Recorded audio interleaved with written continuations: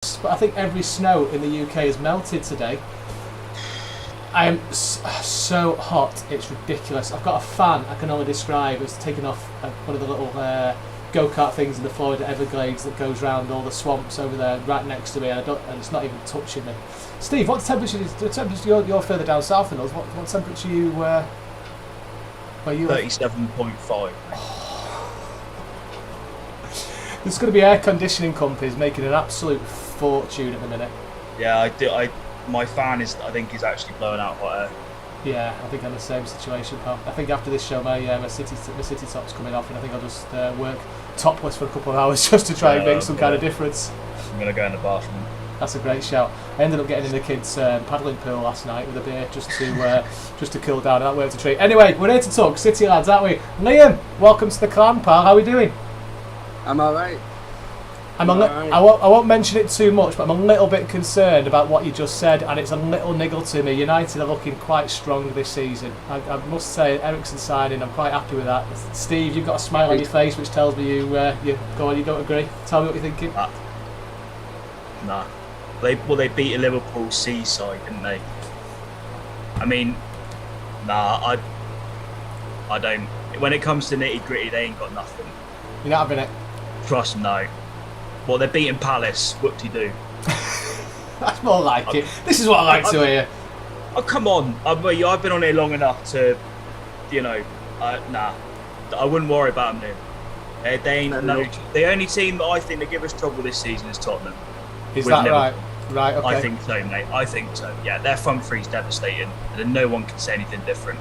Did you just say Spurs have spent more money than us this season as well? Spurs spend more money than us, but that won't get circulated on the media, will it? Of course it will. We're ruining football, pal. What Spurs done? Yeah, well, I actually think that we've made more out once we sold Zinchenko. I think we've made more on outgoings than we have incomings.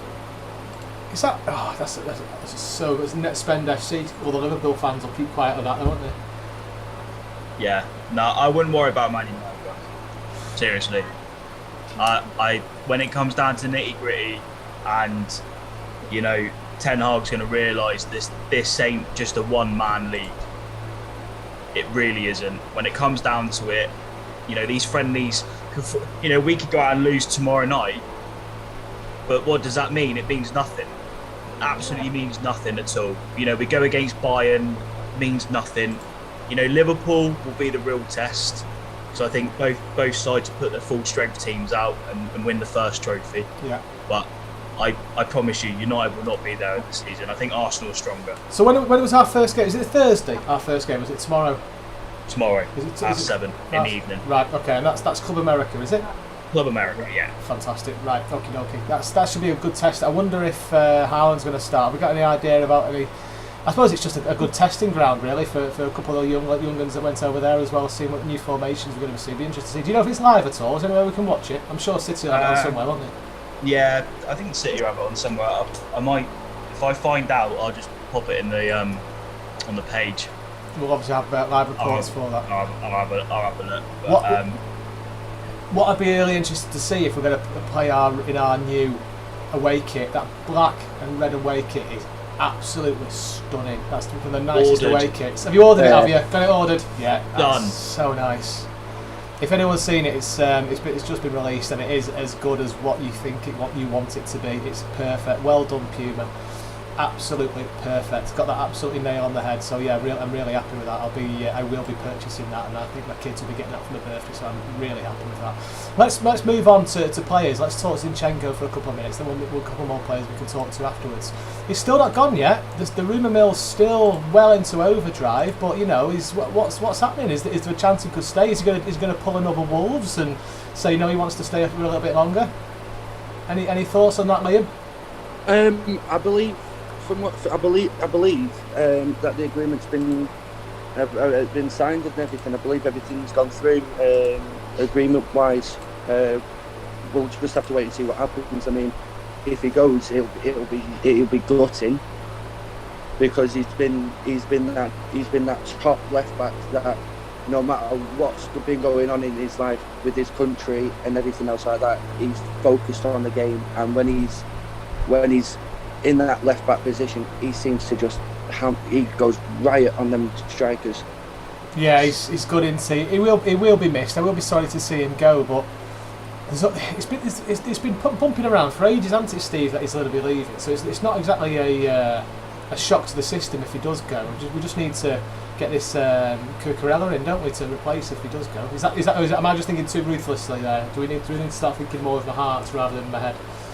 No, well, I think it's going to happen. It's just a matter of time. I know Fabrizio has done the here we go. So the bloke's never usually wrong. So I think it's going to happen. But the profit that we're going to make on him is going to be exceptional. I think what did we sign him for? 1.7 million. Sign him for 30. And then we're going to be selling him for 30. So when you look at it on that side of things, it makes sense if he's going to play all the time. I just can't see it because I think Cancelo has now been training at left back anyway. Right. Okay. So it looks like it's going to be Walker right back, Zinchenko, Cancelo left back, maybe with Cucurella coming in. But I think out of all this, I'm probably happy that Ake's staying me. I agree with you. Yeah, I don't think he's deserved to leave. If anything, he's not really had the opportunity to really see what he's never let us down. Right. Solid defender, can play in several positions. I rate him. I think he's done really well for us last season. I would have been disappointed if he would have left after not that short amount of time. It would have meant alarm bells to me actually. What's actually wrong there for him to leave within that short amount of time? So I'm glad he hasn't. One thing about Zinchenko is the last game of the season for us last season, making that goal and leaving on such a high for us. It would be nice for him to say goodbye to him actually, rather than just leaving this window. But at least we'll be able to see him again in at the Etihad next season, playing for Arsenal. But it won't be the same thing, will it? No, it won't. But yeah, they're literally just talking about it on Sky Sports and the transfer thing now. So, but yeah, I mean, he's been a good servant, but it's the, you know, he fair play to him. I know you mentioned the Wolves thing, Tom, which is correct. You know, he wanted to fight for his place at City and done it. In you know what I think personally, but I think now is the right time. Let him go. I don't mind him going to Arsenal. I don't. I think that's great for him. As long as we can now start bringing in replacements, because I feel like we're sort of losing players, but we're not bringing in the replacements. Yeah, if you get what I mean. Sort of, I think we need a replacement for Sterling. I think that personally, I think he's going to be a huge loss. And I think we do need a replacement because we don't know how much Alvarez is going to be used. In a sense, I think he'll play a lot of the friendlies. Don't get me wrong, but I'm just wondering how much he will play within the Premier League. Yeah. So I do think he needs someone. I know I was really excited when the Serge Gnabry sort of starting to circle. He's just signed new contracts, but there's like that Rafael Lau at Milan. I think that's been sort of circling for a little bit. I think we need a replacement, but that's just me personally. I don't know what you guys think. Have we seen any rumours of like players coming in? Because I've not seen anything to say that we're even interested in anybody else at the minute. I've been seeing a lot of Neymar. It's not happening, is it? I've seen a lot about Neymar, and personally, I think with him previously working under Pep at Barcelona, I wonder if we do get Neymar and bring Neymar in, I wonder if Pep can bring him back up to where he was. So saying that though, like back to the top player he was, because he was a world class player. Can I throw in a curve just to see your bit? £1 million a week. It's not worth it. No, that's how much he's on. Worth that. So that's over double of what Kevin De Bruyne is on, and he's the benchmark. No one goes above what he's on. Yeah, if he's gonna take, what is it, 600 grand pay cut to come to City, probably not.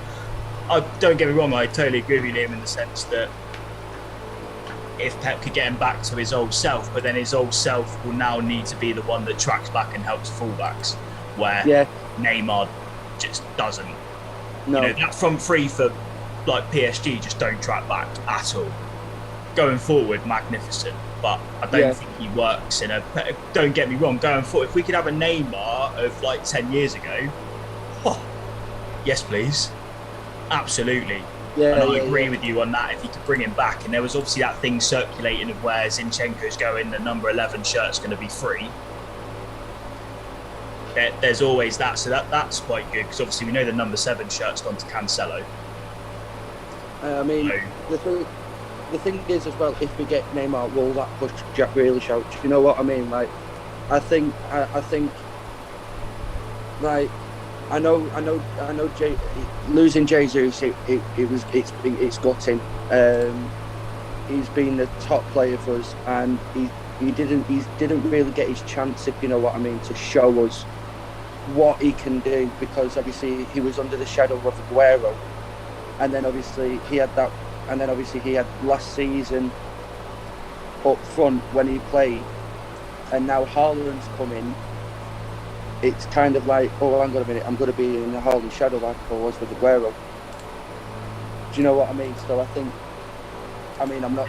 How the signing for the Haaland signing is outstanding. So I saw the YouTube video that City put up with Haaland's first goal. I mean, if he's scoring goals like that in training, what can he do on the pitch? I'm of the belief that I think we just need to replace Zinchenko now, and that's pretty much it. I can't see us going for anyone else. I think we've never been one for splurging massive amounts on loads of players, have we? It's one or two subtle changes here and there, and this season seems to have been this transfer window seems to have been a bit of a. And not only with Haaland coming in, he's such a fantastic signing for us. We need to just settle down with what we've got, one or two changes rather than wholesale changes, and then just plough into the season and see how we get on. I just can't believe we'd sign anyone else to replace Sterling. I say this, we need to see what Alvarez is like. If he comes in and has an absolute barnstormer, there's the guy straight away. There's the forward that's going to be competing. But if he's going to be a player that comes in and who plays bit part, it really depends on him, really, doesn't it? I mean, let's face it. If he brings the attitude of where the goal is and how to pass the ball from his previous club, then he's an international duty. He's going to hit the ground running for us. Just hope he does. Yeah, I think that's maybe where he's going to start Alvarez probably quite a lot in these sort of couple of pre-seasons, just to see what he's really like. Because if he feels that he's not maybe up to it at the moment, then that, because Pep likes to have players in for quite a long time to be able to bed in and work his way. Yeah. So I'm just wondering whether Alvarez will play these first 2 games and sort of see, because I mean they're both big tests, absolutely. Regardless, I mean Chelsea only just beat this Club America a few days ago, so 2-1 or whatever, and then obviously Bayern as well. I mean that's obviously a traditional thing that we normally play them. I'm wondering whether Alvarez will play maybe in a wider position just to see how he gets on. And then Pep maybe might say, well, hang on a minute, maybe we do need to get someone. Or like you say, he has an absolute barnstormer and plays really well. And maybe go from there. I don't know. Obviously, I don't know, you know, we try and guess how Pep thinks, but we're normally it's near on impossible, so, isn't it? So, you know, but yeah, I'm excited to see it. I'm excited to see. And like Liam saying, you know, Haaland in training and stuff like that. I mean, his training is better than what Nunes is doing on the pitch for Liverpool. I'll tell you that for starters. Can I get your opinion on something? And I've reserved my judgment on this. What was that shirt signing of Sterling all about, and refusing to sign the City one? Did you see that? Did you see him signing all the Chelsea shirts? He went to sign a City one, and then turned away straight away. What was that all about? Yeah. Was there something deeper than what I've seen there? Because that looks a bit crappy from on his behalf. Yeah, I don't know. I don't know if you've seen it, Liam. I'm talking a lot more than you, buddy. So if you've seen it, mate. No, I've not seen it. No. So basically, he's unveiled to the players. So he's got his training gear and his training bag, and he walked up to a crowd of Chelsea fans in America. Fair enough. Signing away, and somebody puts a City shirt over the barrier for him to sign, and he literally turns to sign it, looks at it, mumbles something, and turns back to sign another Chelsea shirt rather than just signing the City shirt. Honestly, I just couldn't get my head round. Yeah, I seen it. obviously I just didn't want to obviously talk so much that Liam's not getting involved, but I think it's a little bit deeper than what we first anticipated. I think it's quite rude, if I'm honest. There's one way, the City fans were always we're not those type of fans like Liverpool that boo him every single time, even after 7 years. It still bemuses me that they still booed him. But that was just a little bit disrespectful because 4 days prior to that, he was still a City player. Yeah. And then he's just like, nah, lad it now. Yeah. I think it's a little bit disrespectful, and maybe that's why the Liverpool fans have always booed him for 7 years. I don't know. We'll see. It was almost as if something was written on the City shirt, and he read it, didn't want to sign it, and it was almost as if it was something like that. And that's the only thing I could see. The reason it was a staged for him to make him look bad. Basically, that's what I'm saying. Possibly, yeah. Yeah, but nothing else has come out about it, so I don't know. Anyway, we'll move on from Sterling. Who's going to be your player of the season this season, Lee? Who's going to be the lad that you're sticking in your fantasy football? Speaking of fantasy football, that's just reminding myself. We've got a Manchester is Blue Fantasy Football League, which we'll be sharing to everybody very, very, very soon. But Liam, who's going to be your player of the season this year? Who are you looking forward to watching? I'd probably say new boy Haaland. Gotta be on him. I'd say Haaland. And I don't know if it's because everybody knows Haaland, everyone's expecting big from Haaland because of what he's done with his country and with Dortmund, but Haaland for me is a special player. His dad used to play for us and he's been a City fan all his life, so if he can bring more to us than what he brought to Dortmund, then happy days. I think Haaland will be definitely player of the season, along with I'm a bit mixed between Haaland and Foden really, because Foden with Foden behind Haaland, Foden or De Bruyne can link Haaland with them crosses and get the assists. So I'm in the middle really. Well, put it this way: if Haaland gets player of the season from City this season, he's scoring 40 plus goals for us, isn't he? If he's in that position at the end of the season where he's got player of the season, he's breaking records. He's got to. Oh God, yeah. Out of all the players that are behind him, you've got Kevin De Bruyne's, Bernardo's, etc. If he's getting player of the season from City, whoa! I'm excited, lads. I'm excited. Definitely. How much are either you two betting, lads? I'm not a massive better, but I'm just fancying a hat trick from Haaland in his first game, and I'd probably should put my money back in the drawer and not talk about it. But I just got a crazy feeling he's going to come in and absolutely smash it. Do you know what I reckon? I reckon Haaland's first game. I don't like to. I'm a betting man, but I'd like to say Haaland first game of the season, 4 goals.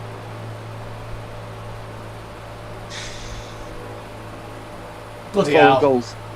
First game of the season. Is that the Liverpool one or the West Ham one? Which is the first game of the season for you?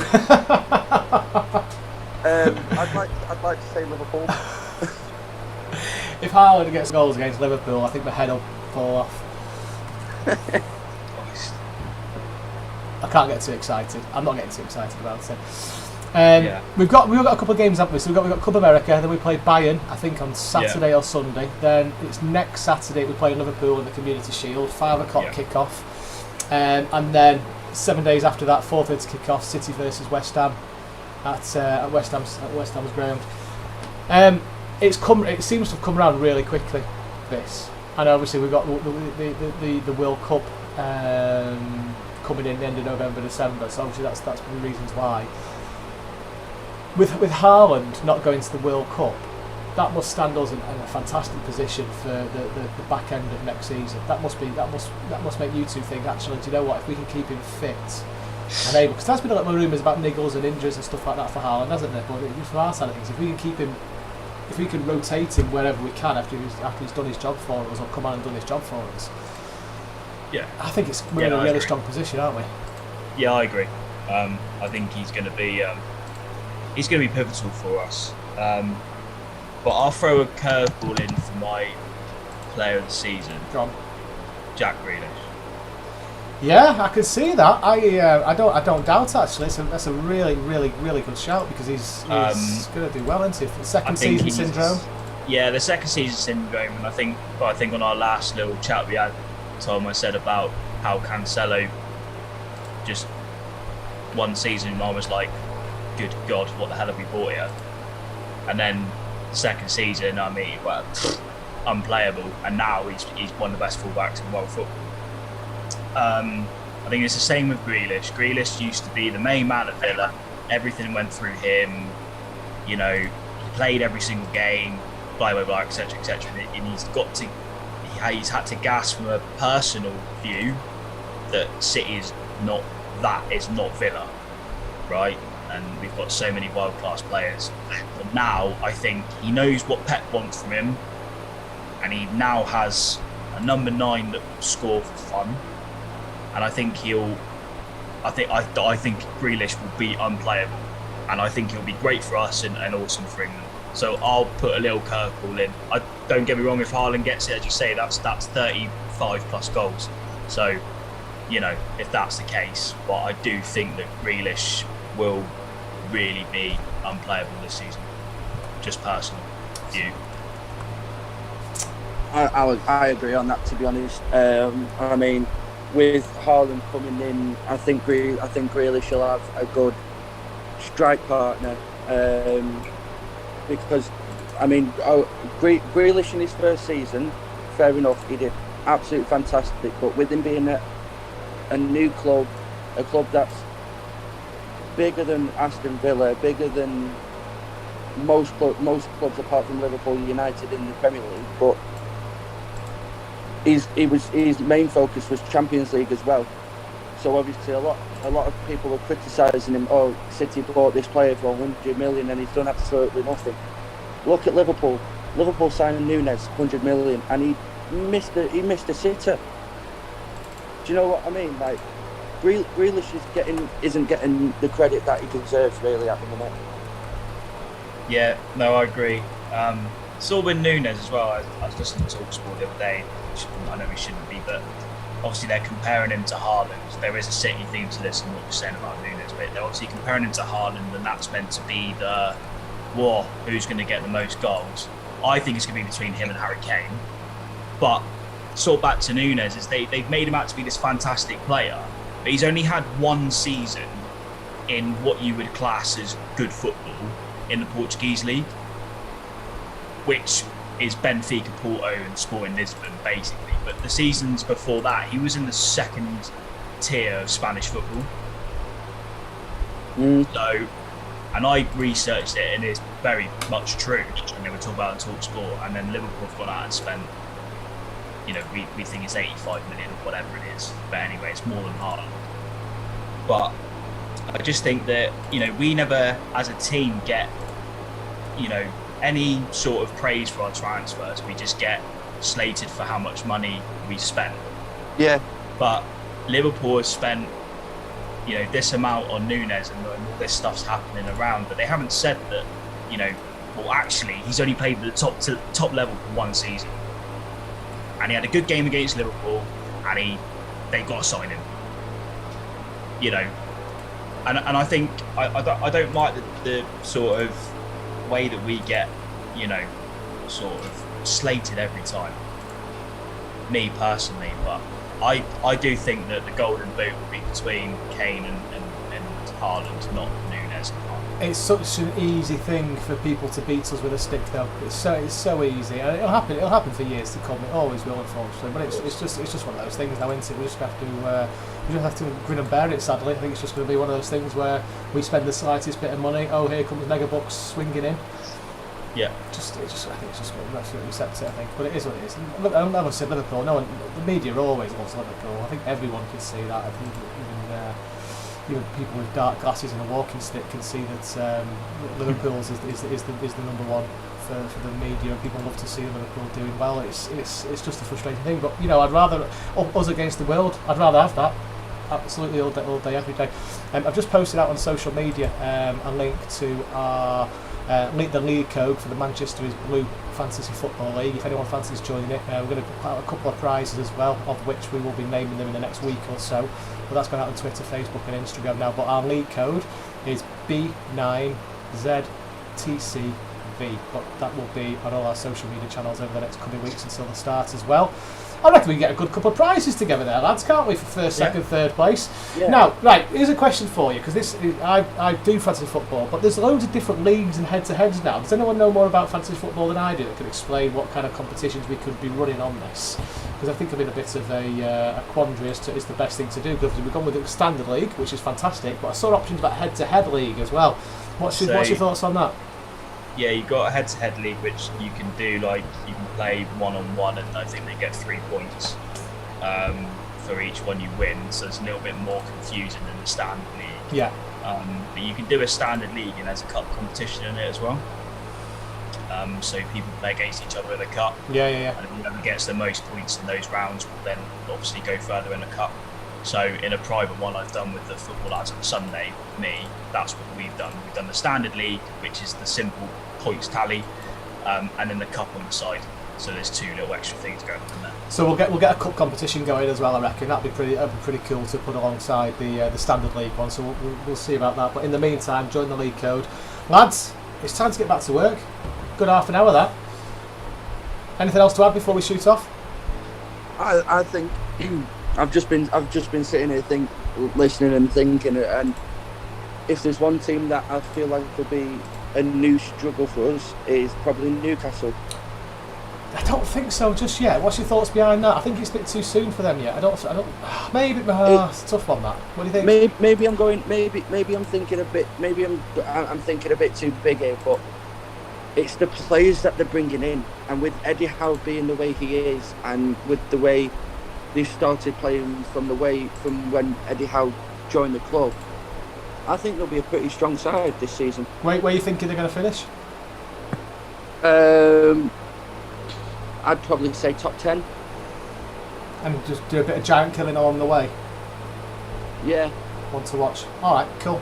Smashing. Right, lads. Love you and leave you. We'll talk either back end of this week or early next week, and we'll go from there. Potentially a Cucurella signing to join us with. Maybe. Yeah. If I hear anything, I'll let you know first. Top man. All right. Yeah. See you soon, lads. Catch you later. Great talking to you. See you too. See you later, boys.